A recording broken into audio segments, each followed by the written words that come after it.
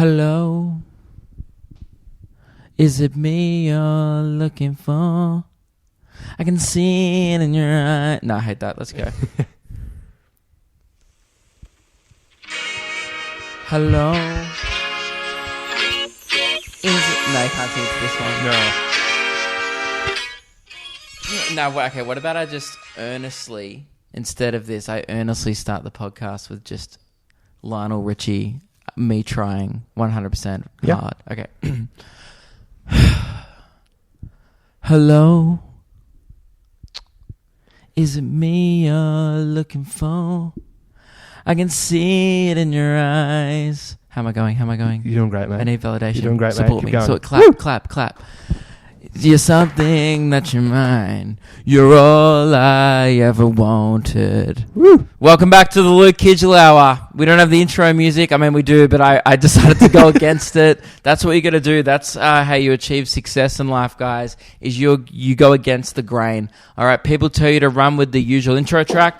You go fuck those people, and you sing Lionel Richie despite having no vocal ability whatsoever. Welcome back to the Luke Kidgell Hour. We don't have our buttons once again. We are still on the Gold Coast. We are in an apartment building. So I'm going to do today's buzzer. Have you got the timer ready, Rhys? Has one job. Yep. No, that's not true, guys. He has about 4. But this is one of the 4 jobs. And always forgets that one.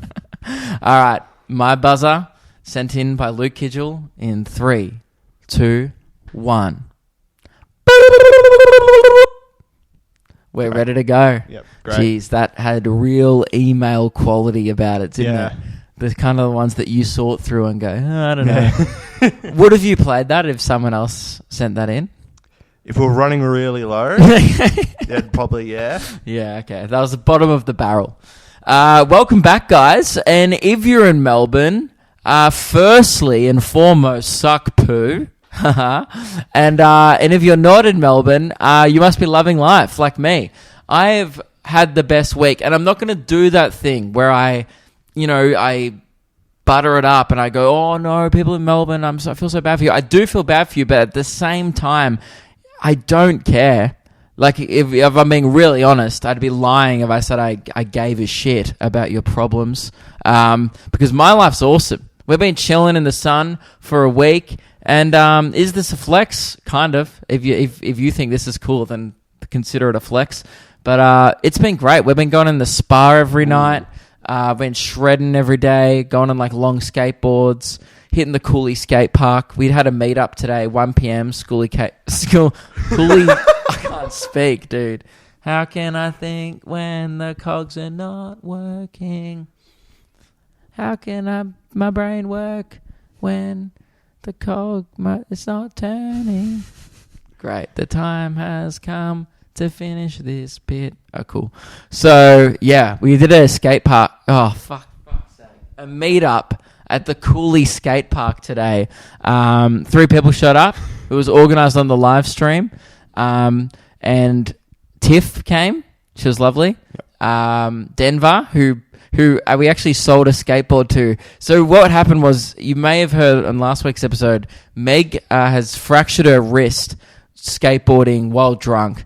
She did not tell the doctor that detail, but she has skateboarded drunk. Now, she's been blaming the board and was saying this board that we just recently got last week was cursed.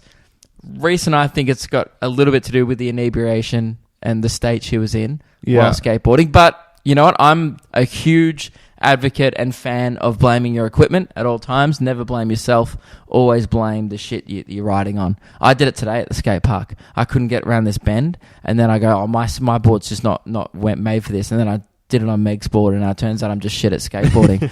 But she was blaming our equipment, so we didn't want it anymore. Then Meg purchased a new board, so we had one extra board we didn't need. Got a lot of boards. We have way too many boards here. So on the live stream we did last night on YouTube, we were trying to sell my skateboard, and it went great. Denver purchased it for $69 $69, which is great for two reasons. One, that's bloody hilarious. 69 twice, LOL. And secondly, we only paid $60 for it. Yeah. So we turned a profit on the skateboard, which was huge. And he drove all the way from Brisbane to pick it up. Ooh. So we didn't even have to pay for postage. It was a great deal. And he knew he was getting ripped off because we set it on the stream. Yeah.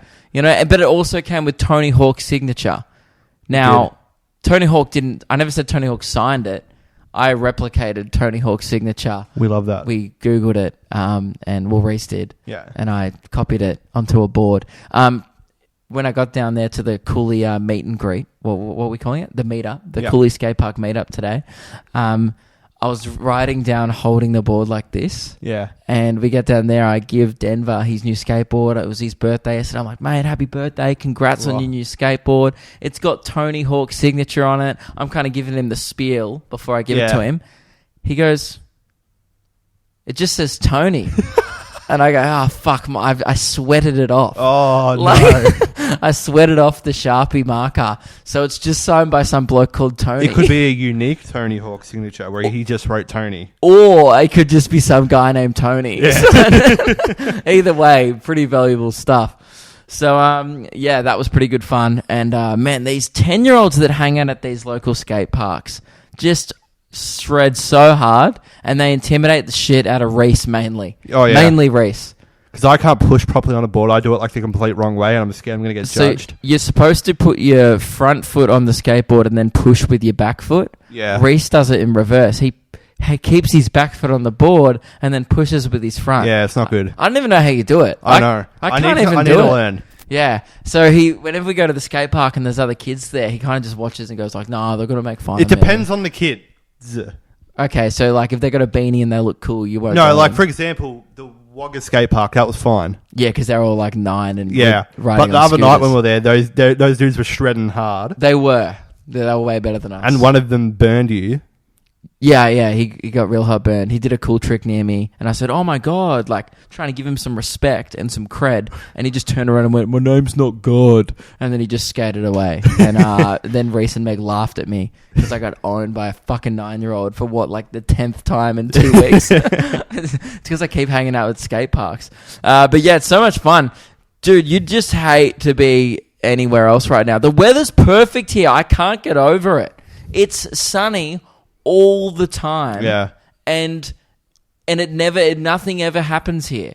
No. And that's perfect. There's no wind. There's always nice waves. It's just families, dudes shredding, surfers, chill vibe. Mm. I mean, we're in the vicinity of Apollo Jackson the pub. Huge scoop. Walking past the Coolangatta Hotel or some pub, we saw the Apollo Jackson, famous from the Bachelor and Bachelor in Paradise series. Also famous from Luke Kidgell's Drunk at Music Festivals video, which got upwards of 70,000 views. So, probably more than The Bachelor. Apollo Jackson, the magician, he has a residency at a nightclub here. Well, it's a pub. It's a pub that maybe turns into a nightclub on maybe a Saturday. Like upstairs at night. Maybe. Nightclub. But it said Apollo Jackson live every Saturday. And for a week, we could not figure out what he was doing there because on the show, he was a magician. So I was like, wait, does he just walk around the pub doing sleight of hand and card tricks and just like pulling shit out of his ass? I don't know what he does. It's a good ass. Yeah. I mean, he's a good looking bloke. And then we just looked it up. It turns out he's just a DJ, which is not shocking that an ex-Bachelor contestant is a DJ. But, man, that's pretty much the circle of life for an ex-reality TV contestant. I've met Apollo. He's a fucking ripper dude. But, I mean, I don't know. What happens if you fail as an influencer? Am I just going to be every Saturday just doing, like, one-liners at the Cooley Hotel when I'm, like, 50 when I'm washed up? Dude, that's kind of like my biggest fear is just being a washed up influencer. But Apollo's crushing it. Good on him.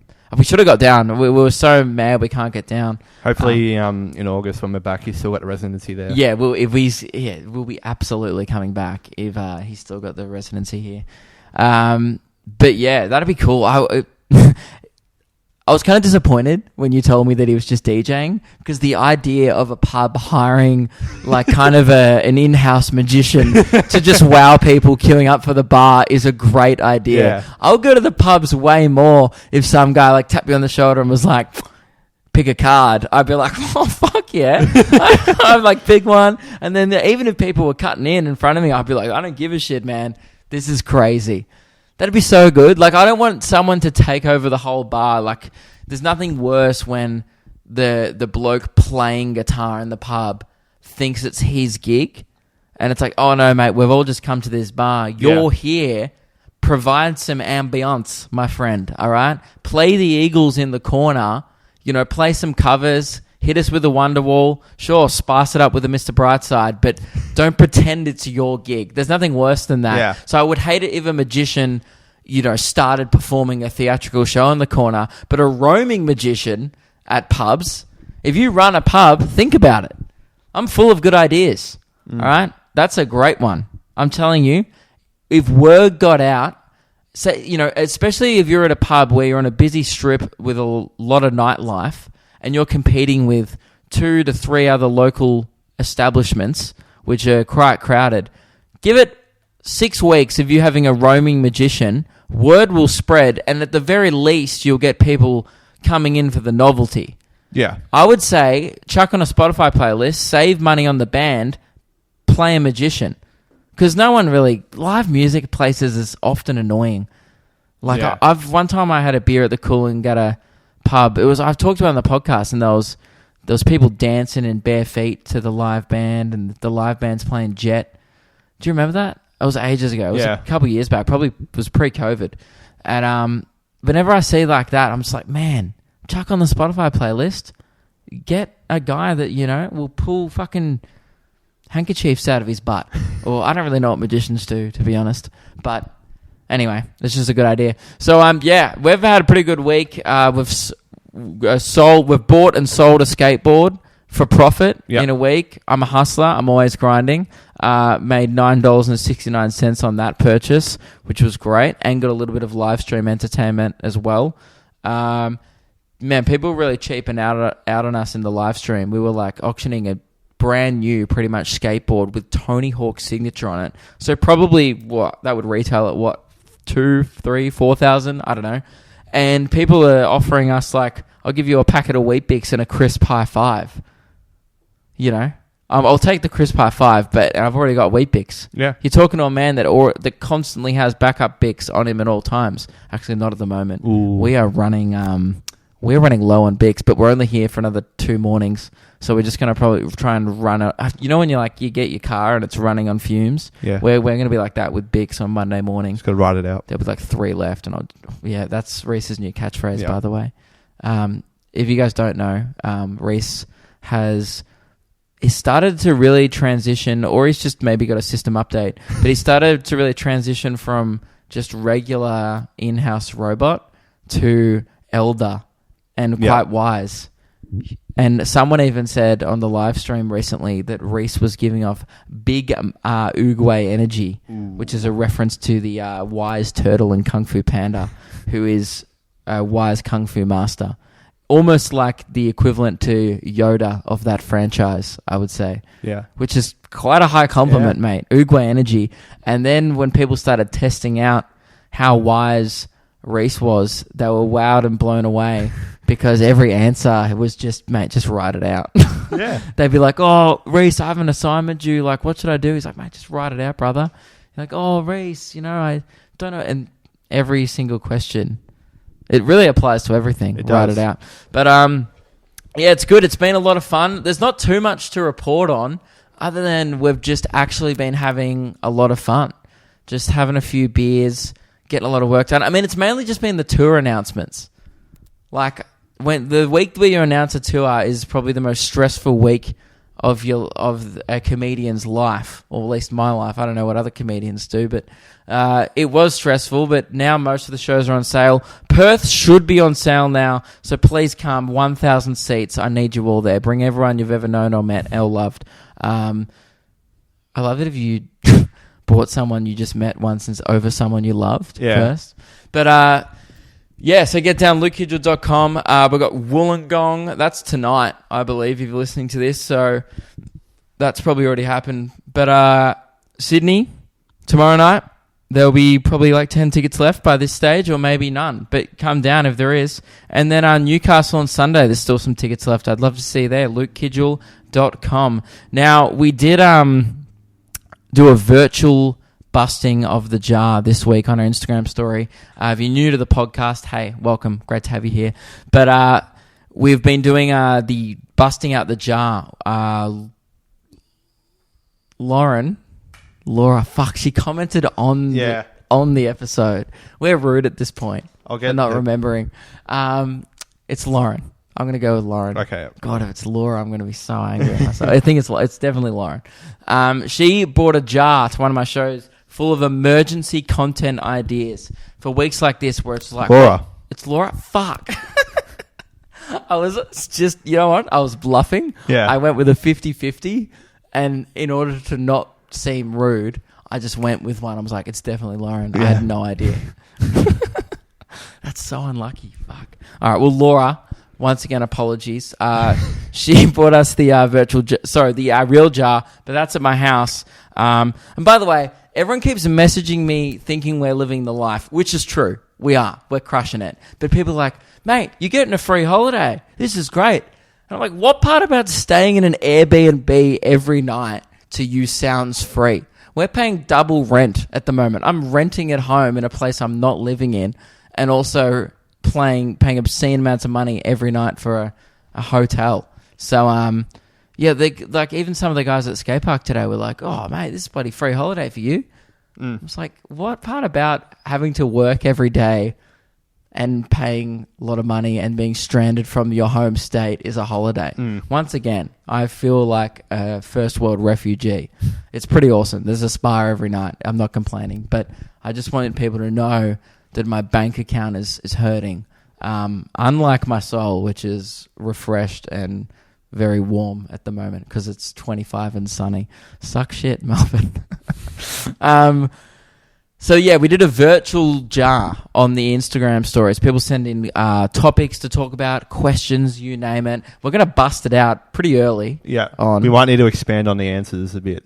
That's fine. Yeah. That's fine. This one is a great one. What's the worst injury/trip to the emergency room you've ever had? From Kira.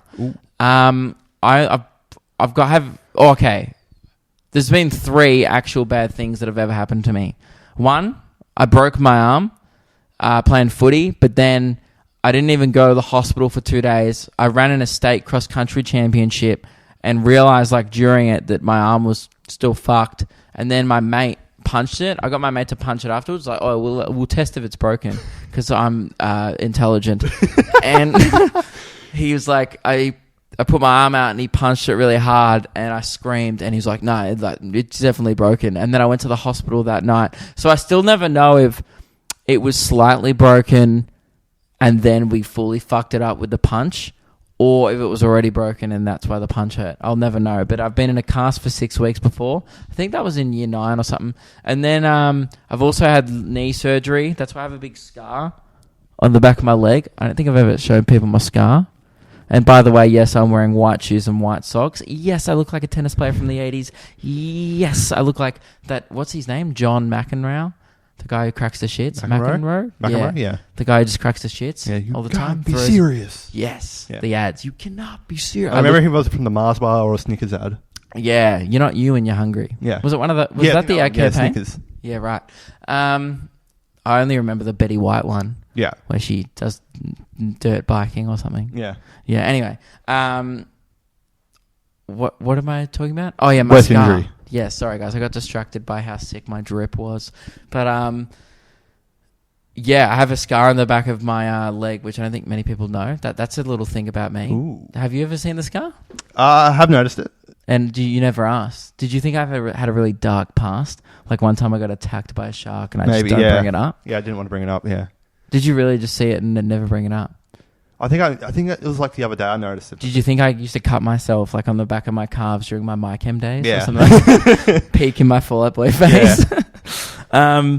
No, it's a scar from... it was really weird. Imagine it's called a spur bone growing out your leg. Imagine on the back of your leg a little guitar pick of a bone growing into your nerves and arteries. That's what I had. So I had to get it shaved off.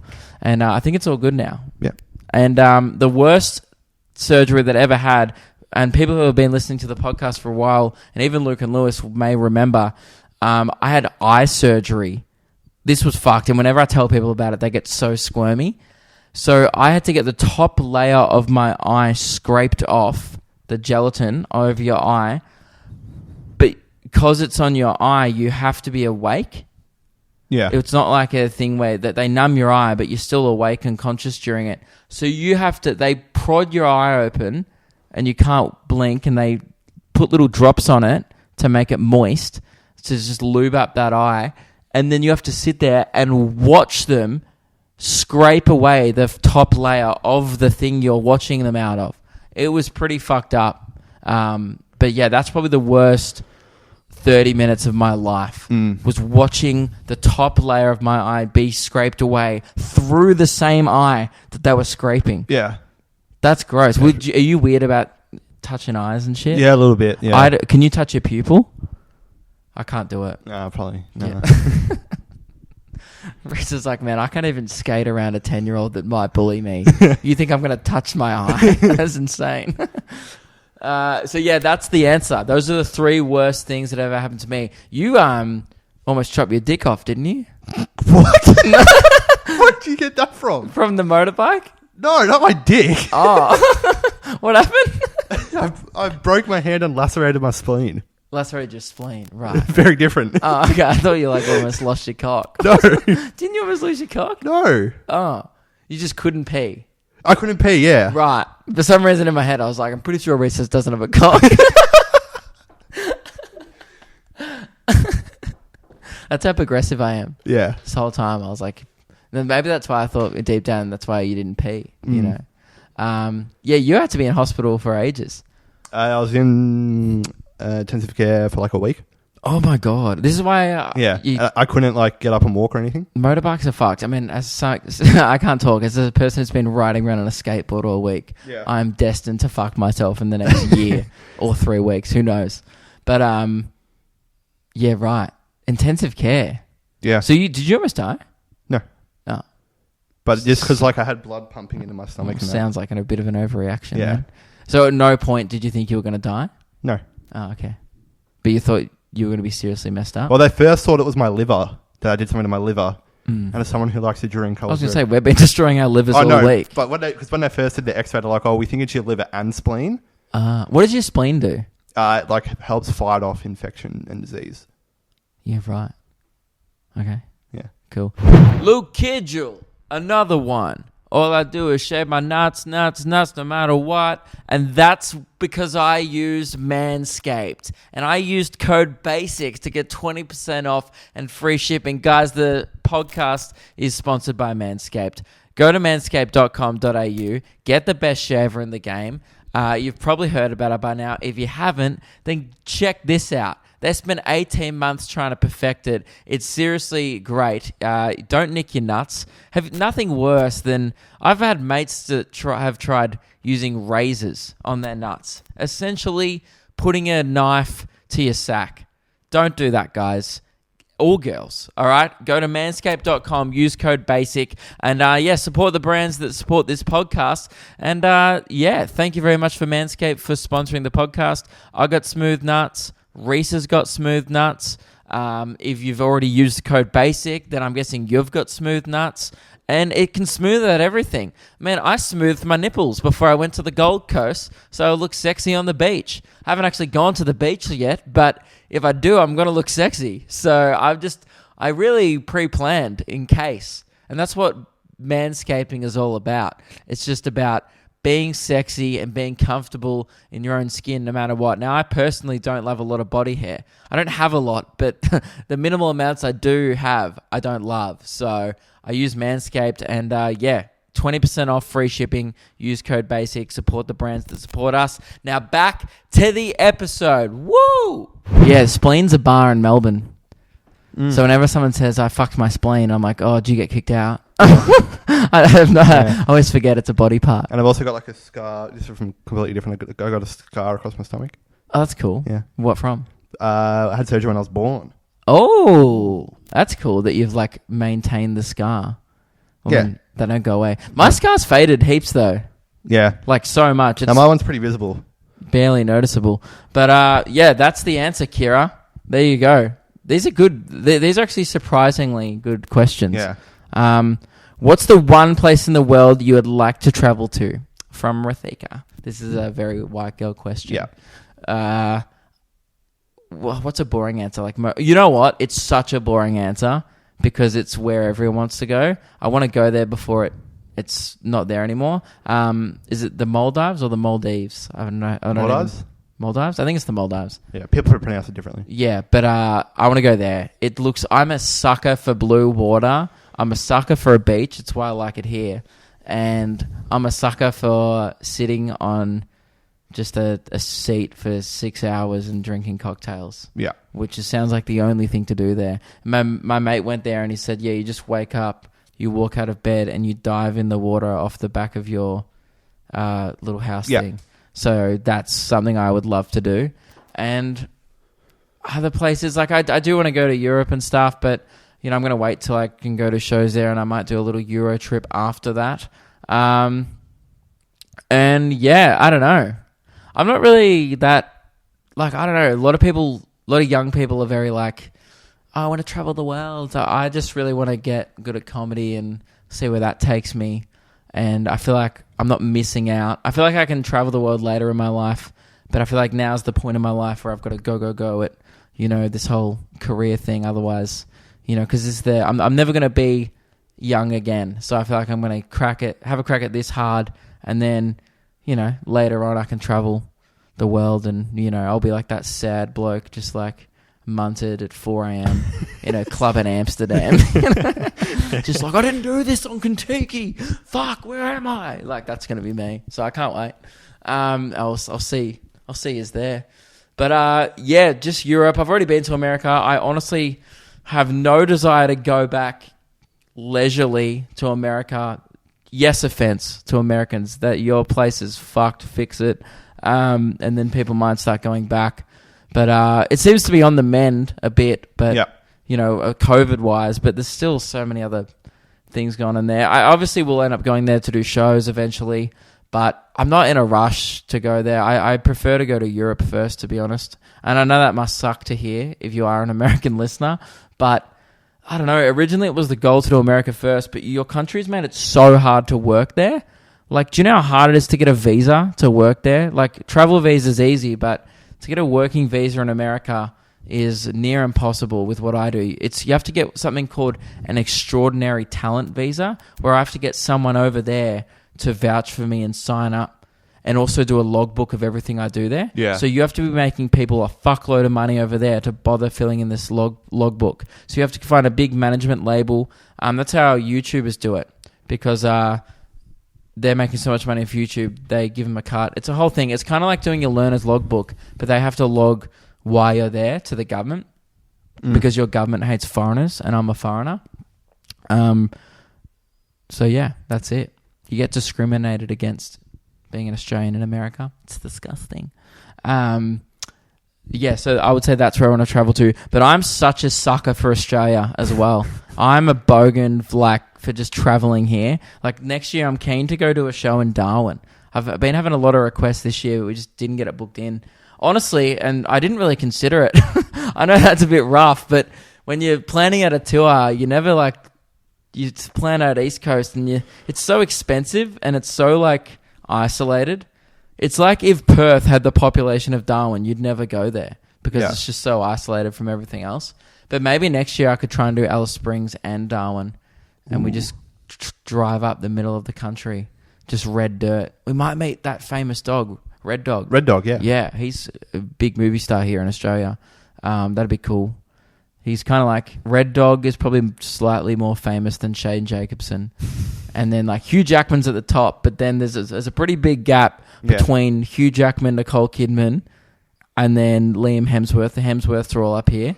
Yeah. Between that geez, it dips. You know, Margot Robbie, she's made it to A tier. But fuck, we don't even have a B tier in Australia. No. It goes straight to F, right? And it's Red Dog, you know, Grant Denyer, you name it. You know, the guy from Ready Steady Cook. He has an Instagram, we found out. Yeah. Yeah. Very self-aware Instagram. It was after discussing Ready Steady Cook on the podcast the other day. Anyway, so that's my answer. And in Australia, my favourite places are Newcastle, Perth, and here on the Gold Coast.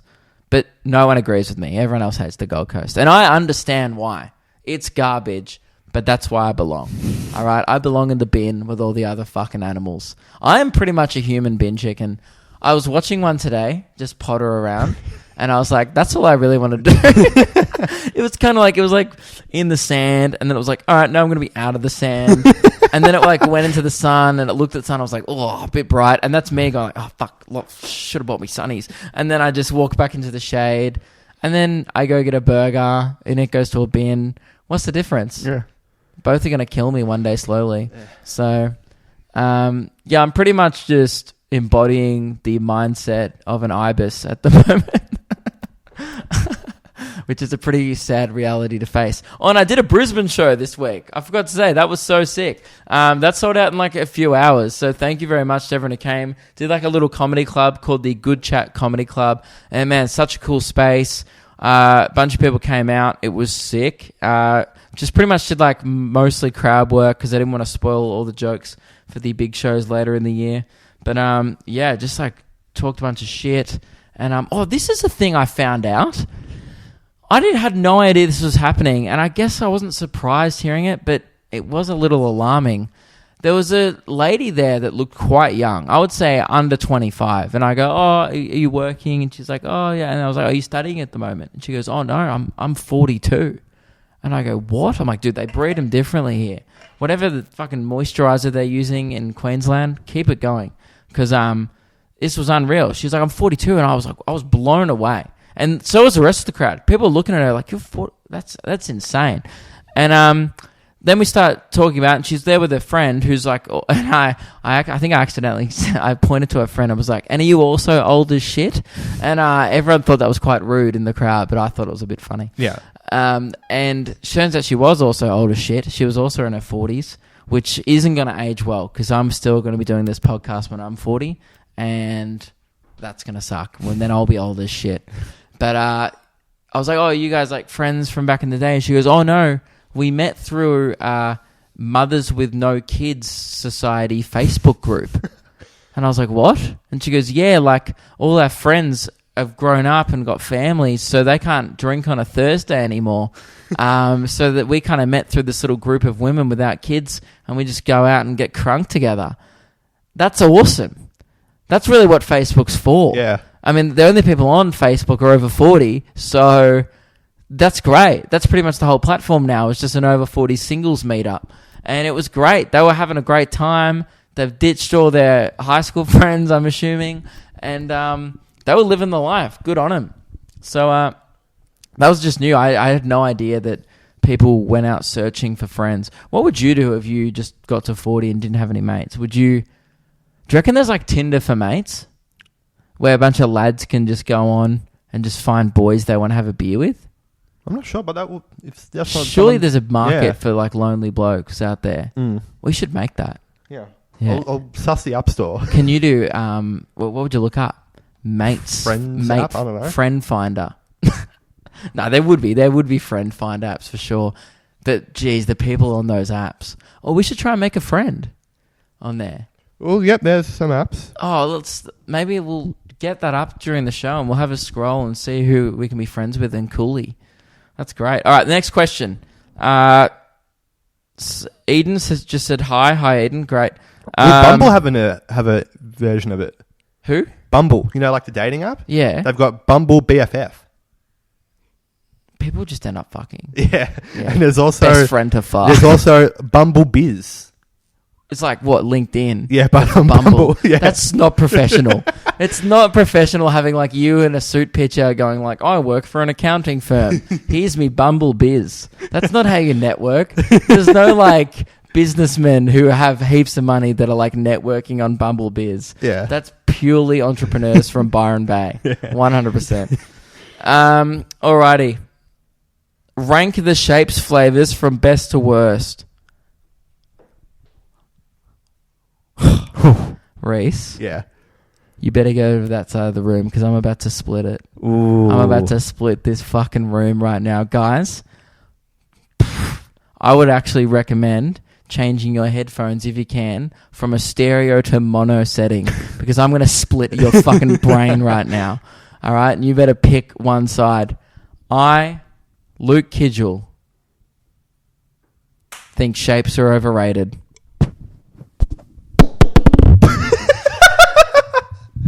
I said it. I stand by it. And there might be a minority agreeing with me right now. Hey, great to have you on board. And there might be a strong majority against me on this one. And that's fine. We're all human. We don't have to agree on anything.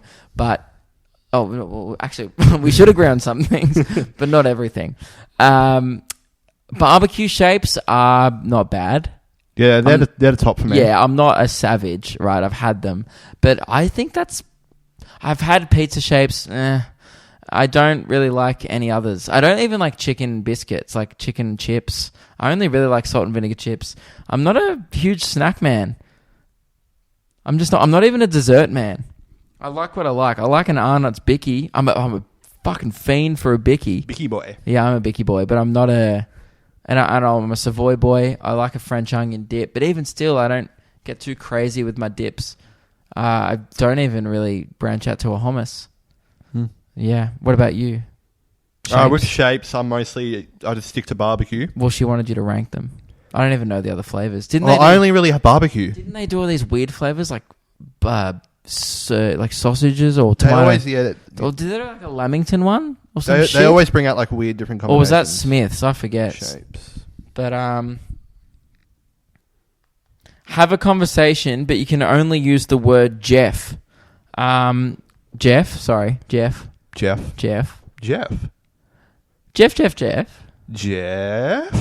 Oh, Jeff.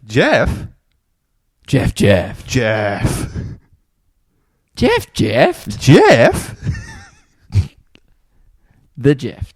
Great. And scene. And Jeff. That was, well, what did you ask me? How's your day going, mate? Yeah, and I said, good, get fucked. Yeah. Yeah, cool. But in Jeff. The fact that... What's this? Oh, Zara. The fact that you, on a live stream, you said my name is a stripper's name. Oh, yeah, I did say that. Because Zara, a girl on the live stream did the other night, asked me what my name would be if it was a girl. If I was a girl. If it was a girl. Yeah, what my name would be if I was a girl. And I've asked my parents, and no joke, they were going to call me Zara. And I always thanked my mum that because then I would have been a stripper. Now, there's nothing wrong with stripping, all right? It's great money, great cash. You do you, girl. But that's just not where I'd want to be personally, right? And I know if my name was Zara, I wouldn't have had any other choice. That's just where Zara's end up. And a girl named Zara asked me this question, which thoroughly amused me. And I did call her name a stripper's name. I'm not saying you're a stripper. I'm just saying... You know, it's like I feel bad for girls whose names are Crystal and Candy.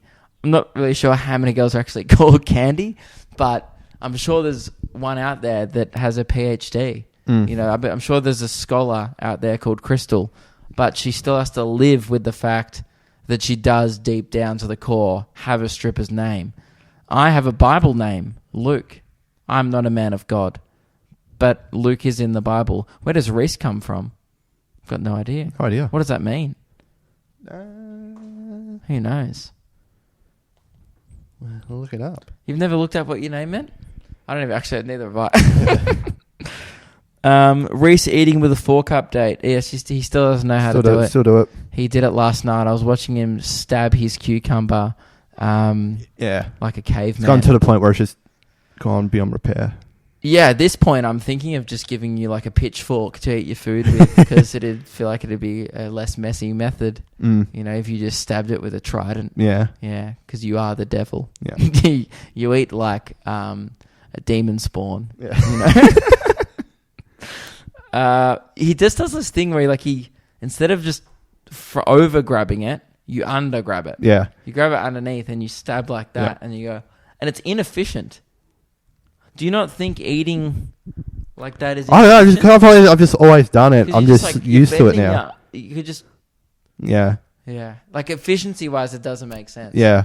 But I'm always constantly reminded of it because every week in a group chat I'm with my mates, someone always just posts it. Just the picture that I posted. Yeah. Every week. So do I get you bullied amongst your friends? Yeah. Oh. Man, can you invite me into the group chat? I'd love to just, stacks on. It'd be great. Which fictional character would be the most boring to meet in real life? Probably me. I'm not real, and I feel like I am pretty boring. I feel like that's one thing that people would be quite... I feel like people who have met me maybe think that. I think that's maybe a general perception of both Lewis and I. He's particularly boring. I'm not as boring as him. But I think it's weird. I feel like I have two lives. I have one life of doing admin, working really hard, and then I have one life where I guess I probably am a lot of fun maybe. Yeah. And I'd like to go out and do things. But if you catch me Monday to Friday, I'll probably be a busy boy, just doing my thing. But fictional character, here's one that might be controversial. I think Shrek would be boring to hang out with. Yeah. Because he'd be, how he'd treat you? Like how he first treated Donkey. Yeah. He just was walking away going, "What are you doing in my swamp?" And it was just he hated everyone. He'd hate you. You're with a cucumber on a trident. He'd blow fire at you or whatever. Well, he's not a dragon, but I feel like Shrek would be pretty boring. I who I reckon will be a ripper bloke though? Wreck-It Ralph. Yeah. For sure. Yeah, he seems like the opposite to Shrek. He seems like a guy that maybe after a couple of hours you could have a rapport and perhaps even a handshake with. I think Wreck-It Ralph, for sure. What about Mike Wazowski? Yeah, I think I couldn't resist punting him. I don't think I could resist. He's a little ball. If you had a friend that was a sphere... and you didn't have a ball and all the lads wanted to play down ball or hacky sack, you're like, oh, sorry, Mike, but, it's only fair. Yeah, you would get tormented on a night out with the boys. Yeah, I mean, I frequently use Lewis as a javelin. Yeah. It's just the same rules. Yeah. You got to treat everyone the same. Although, lads night out with all the scare monsters from the scare floor, like Sally's there. Yeah. But Randall's jacking off in the corner because he's a creep. Randall... Can we just, acknowledge this? Randall, with his camouflage, was 100% a sex pest during Monsters, Inc. There is no way he didn't creep in the women's toilets with his camouflage chameleon abilities. Yeah. He was 100% a predator, and that was really never addressed at all. Here's one story, just before we go back to the questions, and before I go back to... ranking and discussing fictional characters that I'd love to chat with. Meg got sexually assaulted before in the park. Did you see that? By an ant. She got bitten on the ass. Yeah. How's that? The confidence in that bloke. I'm sitting right there, her boyfriend. I'm not a very overprotective boyfriend, but don't eat my girlfriend's ass in front of me. None of that. The lack of respect. I want to fucking bash him. And then Meg was like, "Oh, no, he's gone. The ant's gone." And I was like, "Fucking, where is he? I'm gonna put it." You don't. Well, that's disrespectful. If some other bloke from the Gold Coast walked up and tried to, nip Meg on the bum, I wouldn't have a bar of it. And this ant thinks he can come right up in there. She's got a real red butt from before. We were sitting having a milkshake, and Meg was having a smoothie. And we're having a bite to eat, and she just jumps up, and it's not on. It's very Gold Coast though. Yeah, the classic Gold Coast ant. No respect for women. Piece of shit. Probably king hits like other ants. Just it's not good. But so that's. I felt pretty disrespected as a boyfriend, and I think Meg felt quite disrespected as well. So but next time I say that ant, I'm gonna fucking bash him. So. That's all good. Oost, put him up. You know, I wouldn't even have to bash him. I could just spit in his anthill and he'd drown. That's how much power you have over an animal. Oh, you know how sick in the head I am? Yeah. You want to know? This is how much of a power trip I did on purpose. Meg and I were skating through that wharf area we've been skating through, and I'm not joking. I'm not exaggerating. There were 50 plus seagulls because someone was feeding them. They were all hanging around, and there was 2 paths we could have gone on. There was one with 50 seagulls all sitting there, and all I saw were just bowling pins. That's all I saw. I saw a fucking strike waiting to happen. Yeah. Or there was part B with no birds, no traffic, perfectly smooth concrete to skate on. I'm such a power-hungry maniac. You know exactly I went for path A, and the power, the raw power that I felt as the birds just shot up around me. I felt like I was the main character of a movie and I was in some montage. And have you ever seen, you know, the opening credits of The Lion King, where it's like in the circle of life, all the animals like, and all the birds are flying over? Yep. Dude, I was like when the gazelle runs through the birds. Yep. I was the gazelle. And all the birds just came up. I completely fucked this guy's day who was feeding them. I ruined his day. I ruined the bird's day, and I left from that just wanting more power, and I wish I could do it again. Those birds had to move because of me. That's powerful. Yeah. So that's pretty much what I've been doing this week, just trying to feel, you know, big dog creatures smaller than me. Although creatures smaller than me have been big dogging me, cracking onto my girl. Just getting back quickly onto the fictional characters front. You know how I reckon would be a great bloke to have a beer with on the top level of the RSL? Who? The old bloke from Up. Oh. Wouldn't that be an afternoon? Yeah. Wouldn't that be a session? God, he'd have some stories. Yeah. Oh, one time there was a bunch of balloons. You're like, get fucked. It'd get real deep. Yeah. Oh, yeah. You'd cry for sure, but it'd be a roller coaster ride of emotions. He'd make you laugh and cry in the space of 30 seconds, and then you'd have to help him up. He's got his little tennis balls on his little walking frame. Yeah. God, what a cutie. He reminded me of my granddad. I guess that was the point. Yeah. I think that was the point of the film. Yeah. So every white kid could relate to having this cute old man figure in their life. But, that he's one that, and you know who seems like a bit uptight? Marlon from Finding Nemo. Yeah. I'd roll with the turtles for sure. Oh yeah, the turtles. Yeah. Crushing the gang, you know, crisp high five to Squirt on the way past. You. That'd be sick. So that's pretty much. Unless you guys, we've probably missed a few. We've mainly gone down the Pixar path. Yeah. Oh, I'd love to be a member of the Furious 5. That's pretty much my life dream, actually. Like, if I could wake up one day... You know what? That's a great answer to the question. People always ask me, what would you do if it wasn't for comedy? Probably trying to train in Kung Fu just so I could be friends with the Dragon Warrior and Tigress, Crane, Mantis, Monkey. Yeah. Is that 5? Who knows? I can't count. So, yeah. If you could know the total truth to one question, what would you ask? Ooh. Another one from, that was from Jess. Great question, Jess. I feel like I'd waste the question, and I'd feel like it's the same thing as well. If I had 3 wishes from a genie, I'd just wish for shit that I wanted immediately. I'd be like, oh, milkshake. And that'd just be one wish gone. Like, so many people would be like, solve world peace. And I'd be like, blue heaven. Large. Make it a large. And then they'd be like, well, is that your second wish? I'd be like, yeah. I would have one wish left. I was like, oh, fuck it. Get me a coaster. And then I'd just be out of wishes. So I think I don't want to waste this question. But, okay, maybe I would love to know the truth of, like, conspiracies.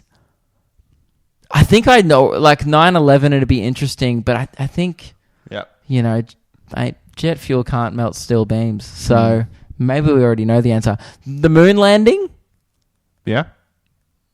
if that was real. But again, I don't care. Like, that's why when people go, oh, what do you think of these conspiracies? I'm like, who gives a shit if we went to the moon or not? Doesn't affect me. There's nothing there. It's just a big fucking rock. You know, I could go down to the beach. I'd have exactly the same experience, but wouldn't have to worry about dying if my mask broke. You know, fuck going to a place where there's no... look, no gravity would be fun, but it's not worth the trip. Dude, I don't even like flying to Brisbane. That's like 2 hours. How long does it take to get to the moon? Like a week? I got no idea. Yeah, probably it was a couple of days. Couple days? Yeah. Fuck that. Yeah, I went to LA once. It was so boring. Like, unless you can watch, like, Guardians of the Galaxy and the in-flight entertainment or some shit. But I can't sleep on planes, so I doubt I could sleep on a rocket ship. So, I don't care about the moon. I feel, like, so bad saying that. Isn't that awful? Like, if they did go... That's one thing I just feel awful. Everyone goes... Imagine if everyone was like, nah, the moon landing was fake. And Buzz and Neil are just like... We fucking went. Yeah. Like, imagine if they were just like, but we did. Like, I was there. It was crazy. Yeah. Isn't that crazy if they did go? Yeah. That they just went and then came back and they just, like, have that memory of, like, oh, one time I was on the fucking moon. Like, they look up at it and go, good times. Yeah. Yeah. Like, that's so weird. Like, that's like when I watch, you know, a travel show. I watch Getaway and I'm like, oh, been to... Perth. That's the same. That's crazy. But yeah, to answer your question, one thing I would want to know the answer to. Oh, I would do something so selfish for financial gain. I want to know the recipe to Coke, so I could just resell it, and then I'd be a billionaire. Yeah, something like that. I'd do something shitty for financial gain. Wouldn't want to know what happens when you die or anything like that? Oh, yeah, that's a good one. That's a good one. I mean, judging from my response, probably just go to hell. Yeah. If I was just trying to redo Coca-Cola.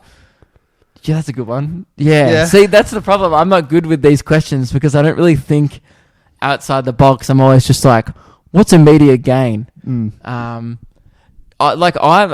who I am? I'm Biff when he gets the sports almanac from Back to the Future. Yeah. When it's like, oh, that's what I do. If someone like told me what happened with the, you know, currently at the time it's already happened, but currently when we're recording this, the Mayweather and Logan fight hasn't happened yet. If someone told me the result, I mean, I'm pretty sure, you know, Mayweather's going to win, but say if Logan wins, right, which unlikely, if I knew that he won, I would put all my money on it.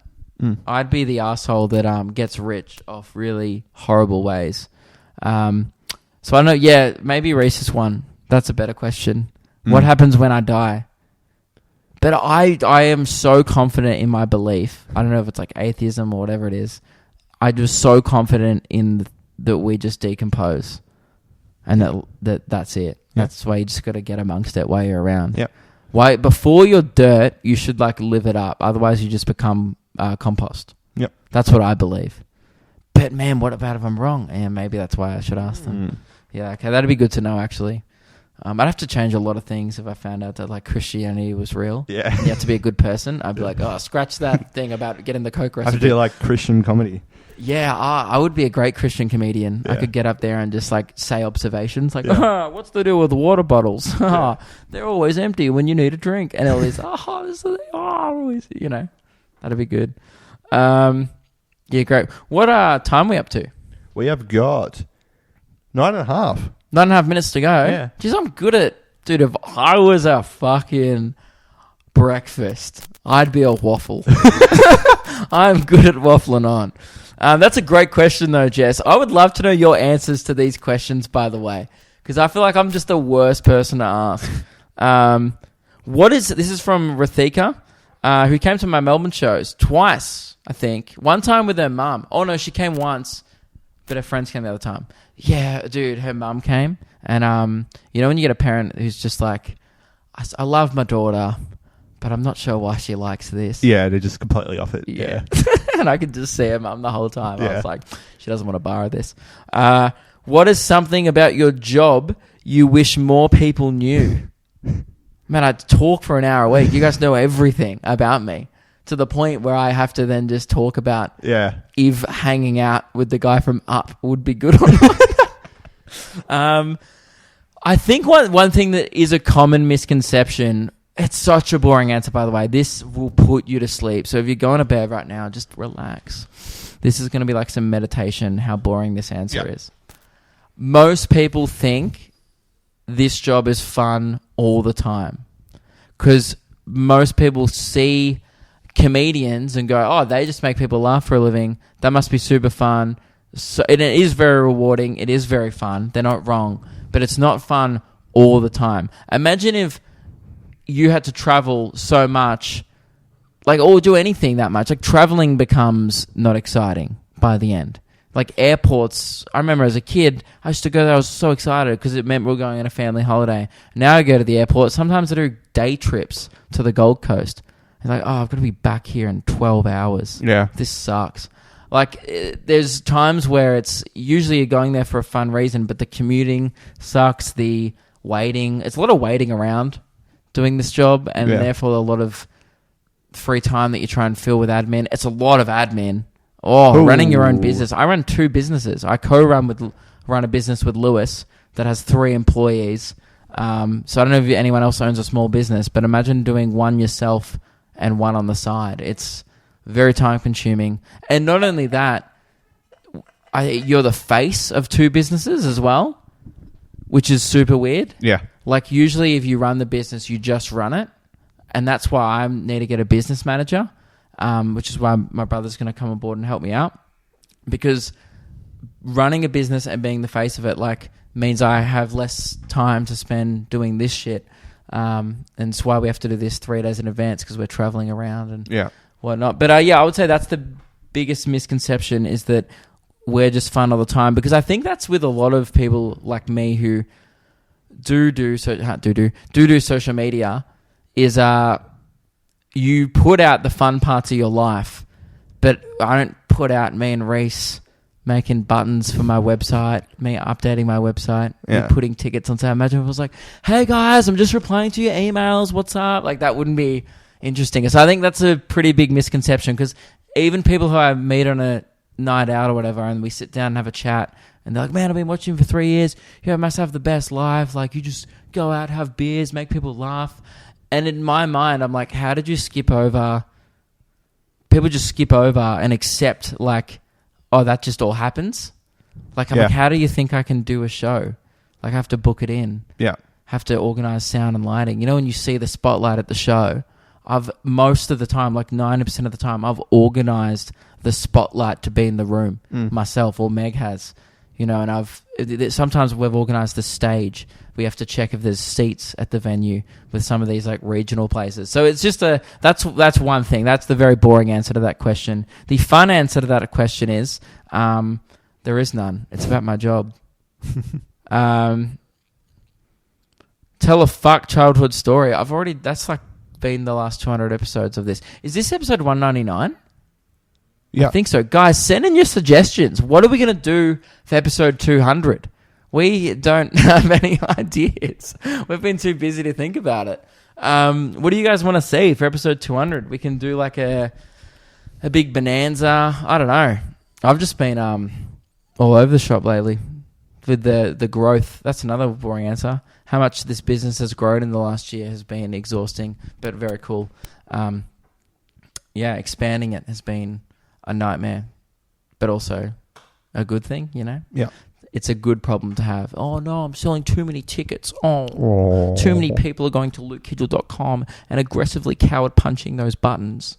Go smash those buttons. I want the buttons on my website to be fucking obliterated by the end of the week, to the point where Rhys has to make new buttons because you guys fucked them up so much. And if you come to the Gold Coast show, coward punch the button.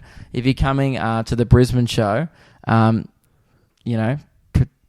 pretend it's a family member and hit that. It's just a stat, all right? You know? And if you're coming to the Tasmanian shows, pretend it's your sister's butt. Sorry. Because you smash it. Yeah. And I get what you mean. Yeah, thank you. It's a very bad joke. And if you're from anywhere else in Australia, just press it at a comfortable button in a comfortable way. But guys, what I did want to put in was a little clip from the latest Luke and Meg episode. Luke and Meg is back. We're going to do another episode after this. It is so much fun, and we talk about a bunch of fuck stuff. I do regret to inform you all that I did one of the most lowbrow, immature things I've ever done on record in the most recent Luke and Meg episode, and did think it was funny at one point, and it was funny. I want you to know that. Yeah. You laughed. Yeah, I laughed. You did laugh. Yeah, but you're a bit like disappointed, but you still laugh. Yeah, that's how I felt. I did at one point think it was funny to do a fart in the microphone. Now, there's a reason why that podcast is behind a paywall, because I would never fart publicly in a microphone. That would be immature, and I would never do that. But in the off chance that I did, if I'm not joking about this, that's available on my Patreon. The Patreon helps us fund this operation, keeps the ball rolling, and we appreciate everyone on it. Get in the Discord, get a ticket, smash those buttons, and thank you very much for listening to this episode. This is a clip from the latest Luke and Meg podcast. Enjoy. If you like this, there's a bunch more episodes over on the Patreon. And next week, I think we will be in... I might be still away, and Rhys... We may do an episode in Newcastle, I think. Yeah, we'll do 200 in Newcastle. We'll do episode 200 in Newcastle on the weekend. So, get the tickets to the shows. Sydney this week, Wollongong, Newcastle, and then, Adelaide and whatnot. They're all on my website. Great. LukeKidgell.com. Smash the button. Here's the Luke and Meg clip. See ya. Luke, I told you the other day that I witnessed a birth. And I did. On the street. Yeah. I went out for my walk, or actually my run, and I was like walking up the street, and I saw this dog, this little white fluffy dog running out onto the road. And it was wearing like this fluorescent pink top saying princess on it. And I was like, okay, well, this dog is clearly loved. No, it's been pampered nicely... and loved are two very different things. Sorry, pampered. It's been a pampered dog. Yeah. So I'm like, I know that it belongs somewhere over here. And it was like barking at me, and I was like, oh, what's was this here? Yeah, it was just up here. The white one? Yeah, the white one. I saw it this morning. Did you? Yeah. Oh, well, you should have said congratulations. So it came out, right? And I was like, I went up to it and stuff. And I was like, like, what's happening? Like, I thought it had been hit by a car because it was bleeding, right? I was like, oh my God, what's happened to this dog? Next minute, the owner comes running out with gloves on. She's like, gloves down to here on. She's like, oh, sorry, she got out. She's having puppies. And I was like, what? And then all of a sudden, this small, tiny little bean of a thing falls out. And I was like, oh my God. I would have thought it was shitting. The dogs. I would have been like, what's it eating? And this owner caught it in her hand, was rubbing it to get it to breathe. And I watched. I was like, I've never seen a birth before. I was watching as this dog just gave birth in front of me on the street. A dog just pooped out another dog. Yeah, this tiny dog as well. Pooped out another bean. It was more a bean. Imagine if it pooped out a bigger dog, like a babushka dog. That'd be crazy. It's just pops out a huge one. The other one's like, what the fuck's up with you? And then he's like, I'm sorry. And then that one shits out an even bigger one. No, a babushka dog gets smaller. Yeah, but reverse babushka. And then the big dog just ends up eating all the little ones. Ew. Yeah, for energy. Man, you have a fucked mind, my dude. Nah. My guy, your mind is a little weird. It's fine. Anyway, continue. He's different. Anyway, yeah, so I witnessed this birth. She grabbed it. She's like, I'm so sorry. And then she just scooped up both of them and took them inside. And I was just standing there on the street. It didn't look like this morning like it had given birth recently. It didn't give off that vibe. I don't know what vibe that is, but it didn't look... Dude, it didn't look pregnant. No, it was tiny. It was so small. No bigger than a travel pillow. No. Could have punted it if I wanted to. Yeah. I didn't. Yeah. Well, but I could have. I want you all to know I could have. Because it was barking at me. That's what happened, Luke. I witnessed The miracle of birth. I witnessed the miracle of birth on a street on the Gold Coast. Yeah. Not the first time a young mum has given birth on the street on the Gold Coast, I'm no, sure. I'm sure there's been a lot more. A few teen mums probably done that. No doubt. Yeah. No doubt. Cavill Avenue outside the Macca's. Just pop one out. Somewhere